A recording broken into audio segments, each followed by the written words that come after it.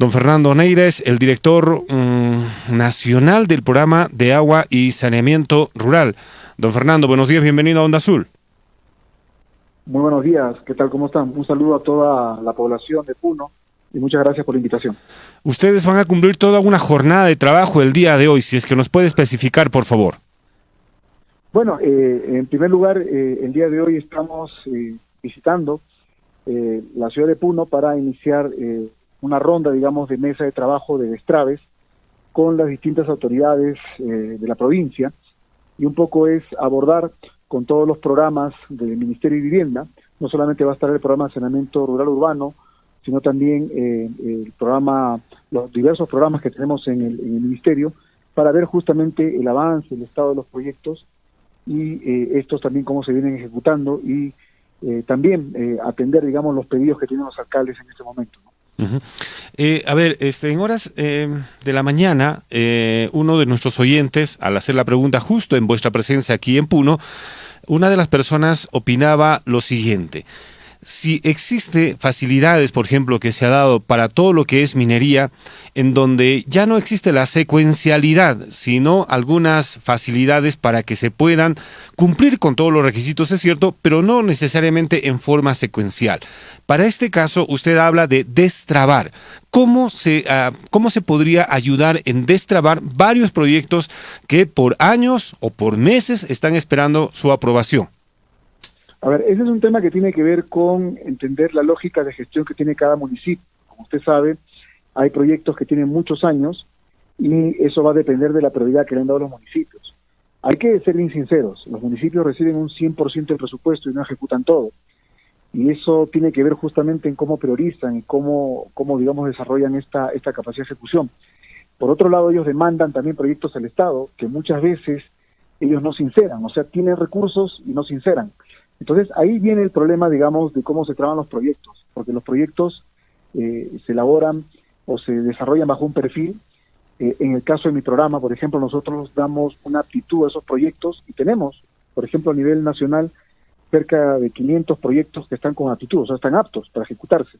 Y ya corresponde básicamente al municipio dos cosas: que de repente deleguen que la ejecución de este proyecto lo haga el Ministerio de Vivienda a través de sus programas, pero por otro lado ellos requieren que el Estado les dé recursos para que ellos lo ejecuten. Son dos formas de ejecutar que tienen los municipios. Entonces, en ese tránsito, obviamente los proyectos se van desfasando, ¿no? Entonces, ahí obviamente viene el tema, digamos, de actualizar las fichas, actualizar los datos. De repente hay un proyecto del año 2016-18 que ha quedado ahí y ahora, por ejemplo, en el año 2023 hay que actualizar datos de población. Entonces, en eso es un poco consiste los detraves. El otro tema también es que hay proyectos que de repente han tenido una adjudicación, pero la empresa no presentó carta fianza, no tenía capacidad y al final el tema volvió a foja cero, ¿no? Entonces ahí nuevamente se vuelve a hacer otro trámite. O de repente el proyecto quedó a medias y hay que hacer saldos de obra, ¿no? Entonces todos esos temas son los que se abordan con los municipios. Los municipios tienen diversos casos y son los que hay que obviamente pues, coordinar y articular para que obviamente pues se pueda concretar su ejecución y puedan ellos avanzar en las obras que tienen, ¿no? Y claro, yo le pongo un ejemplo, o sea, en este tema, muy bien, están a cargo de los municipios y los municipios también tendrían que tomar su parte, no solamente es quejarse con la sede central, totalmente de acuerdo por ese lado, pero hay, por ejemplo, proyectos emblemáticos, el tema de las PETAR.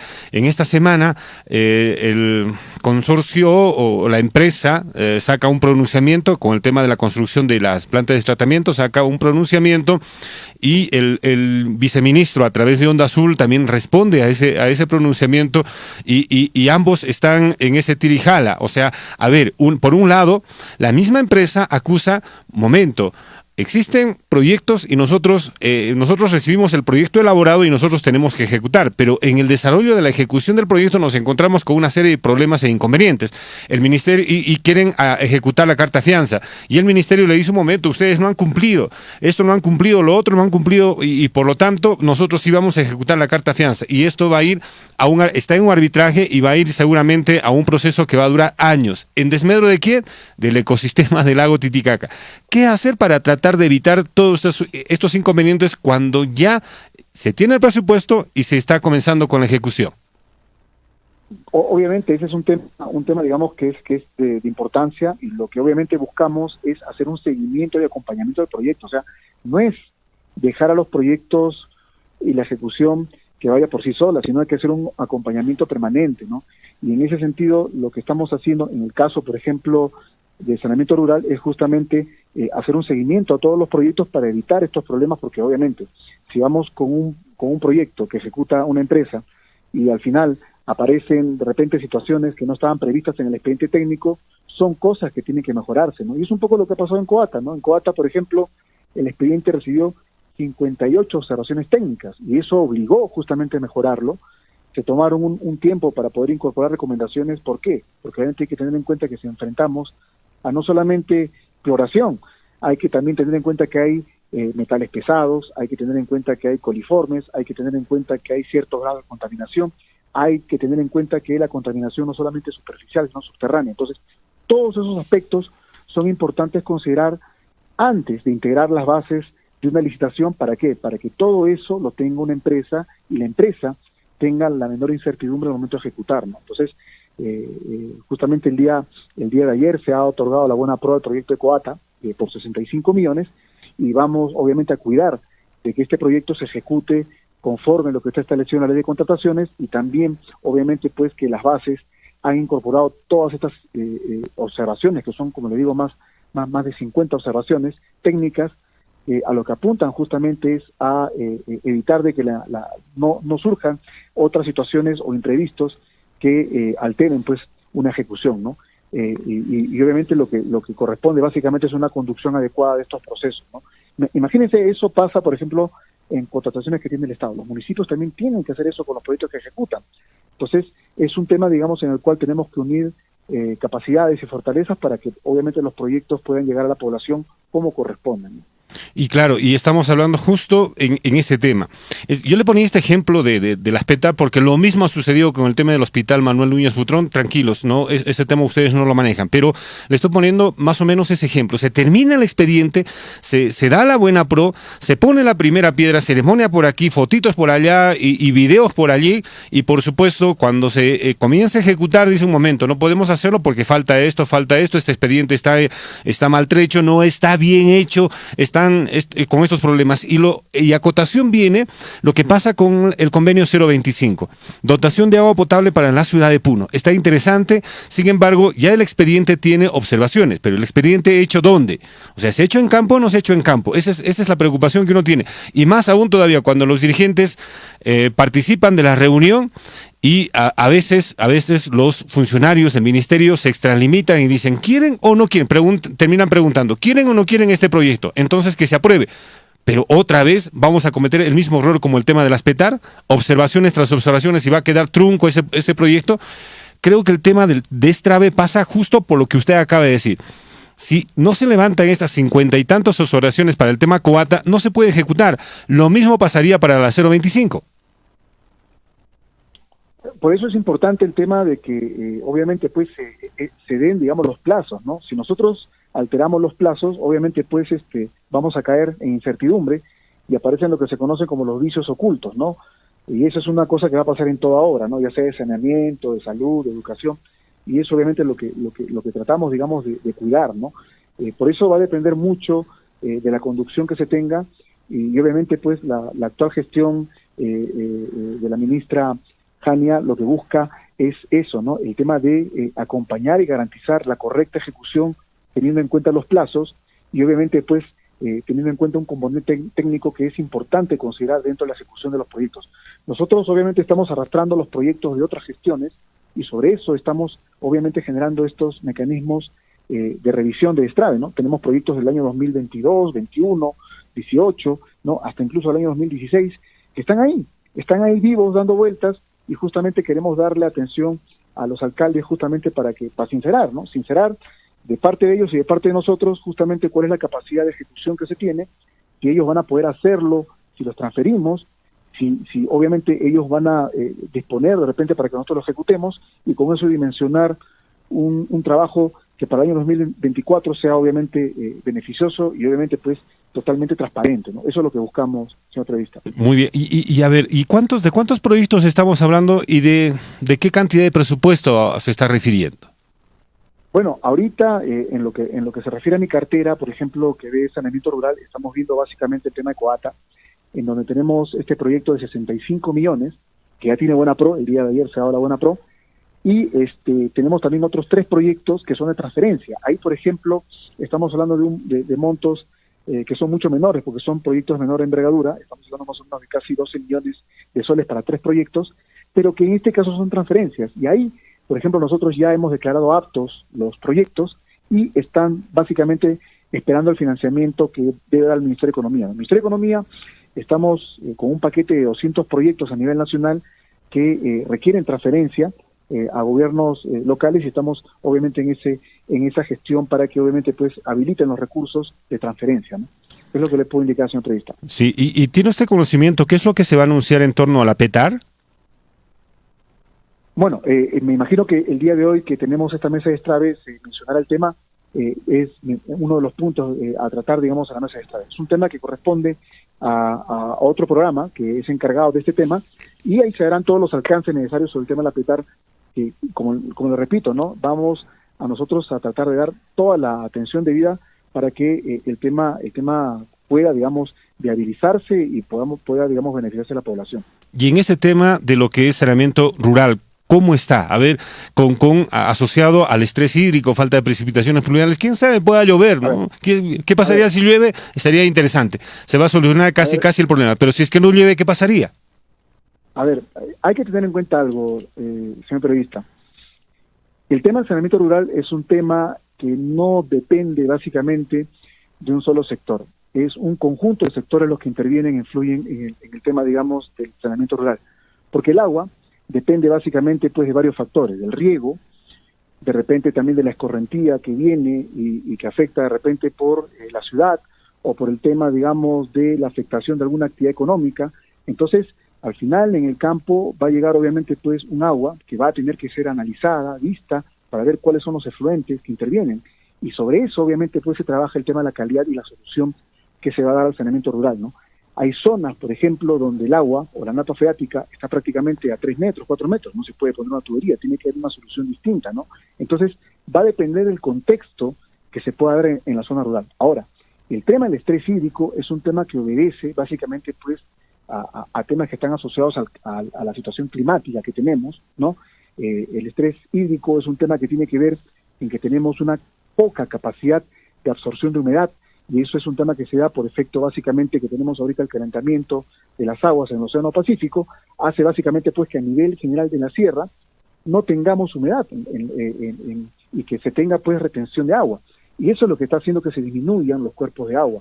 Entonces, frente a ello, tenemos que buscar alternativas, obviamente, que tienen que tener en cuenta el tema de ver la captación. Estamos coordinando con la Autoridad Nacional del Agua, porque ellos son los que manejan el recurso hídrico y la disposición de ellos, para que de una u otra manera pues nos habiliten los pozos, nos habiliten las fuentes de agua que ellos tienen inventariadas, y nosotros podamos dar una solución desde el punto de vista rural. Y hay que tener en cuenta algo, ¿no?